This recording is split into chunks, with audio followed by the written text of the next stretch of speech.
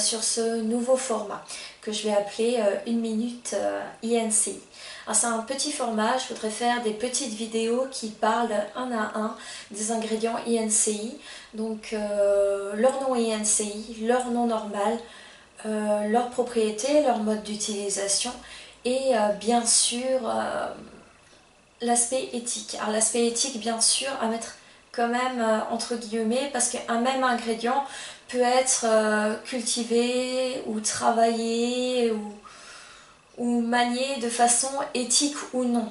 Ça veut dire qu'il y a rarement des ingrédients qui sont pas du tout éthiques, enfin il y en a bien sûr, mais il y a quand même des ingrédients où il faudra se renseigner auprès du producteur ou auprès de l'utilisateur pour savoir vraiment de quelle manière a été manié cet ingrédient. Alors, premier épisode de ce nouveau format, on va parler du lanonin. Lanonin qui est le nom INCI de la lanonine. Alors voilà ce premier épisode. Alors la lanonine, qu'est-ce que c'est?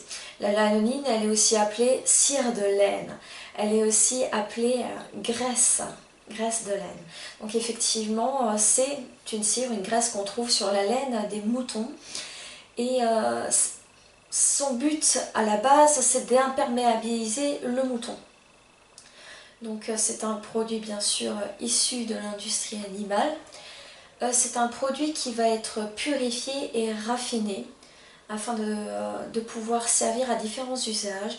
Elle va servir à des usages cosmétiques mais aussi à des usages pharmaceutiques comme excipient ou encore des usages alimentaires où elle va par exemple servir de base au chewing-gum. La lanonine est également intéressante car c'est l'un des rares produits issus d'animaux qui est permis dans les cosmétiques qui sont labellisés écossaires. Donc un vrai petit plus pour cette lanonine. La lanonine, elle a trois propriétés principales. Elle est apaisante, réparatrice et émolliente. Souvenez-vous, émolliente, c'est un des trois piliers de l'hydratation.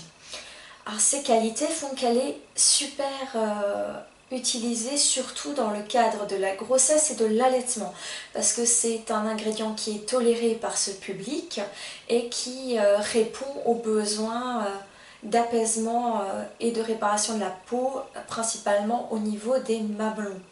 Donc ça c'est la principale utilisation de la lanonine, mais on va aussi le trouver pour les peaux lésées, par exemple pour les gerçures. C'est aussi une autre utilisation où la lanonine est fréquente. Alors les plus de la lanonine, on a vu que c'était un ingrédient qui était 100% naturel. On a vu aussi qu'il ne nécessitait pas de tuer l'animal pour pouvoir profiter de cet ingrédient. On a vu qu'elle avait des propriétés très intéressantes et pouvait être utilisée avec un public fragile, ce qui n'est quand même pas peu dire. Les moins de cette lanonine, c'est qu'il ne conviendra pas au public vegan, vu qu'il est issu de l'industrie animale. Certains, mais je n'ai pas pu vérifier parce que les sources se contredisent là-dessus, certains la disent allergisante. Alors après, je tiens quand même à dire que bon, c'est quand même issu de l'industrie animale, donc il y a potentiellement des allergènes dedans, c'est sûr, mais bon, il y en a quand même dans beaucoup de produits, certaines huiles végétales notamment, et qu'elle est aussi utilisée chez un public très vulnérable. Alors je ne sais pas si ça a un impact, mais voilà, je trouvais que c'était quand même important de le souligner. Alors voilà ce qu'est la lanonine, vous serez maintenant sur la liste INCI. Si vous voyez lanonin, ce que c'est.